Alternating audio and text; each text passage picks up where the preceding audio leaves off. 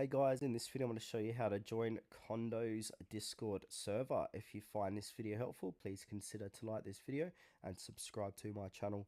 In saying that, let's just jump straight into the video.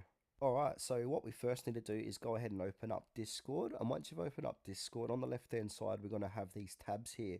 We need to go ahead and click on the Discover tab, and then on the top right hand corner we're going to have a search bar. Type in Condo and then hit search.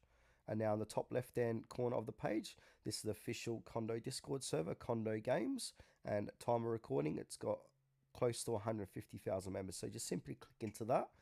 And then once you're here, it'll say you're currently in preview mode. Join this server to start chatting. So go ahead and click on join Condo Games. And then it's going to say, let's customize your experience. So put in your Condo ping, extra ping, or do both. So I'm going to do no ping. Pick your gender, male. And now from here, you're going to get redirected to Condo's Discord server and you're officially inside.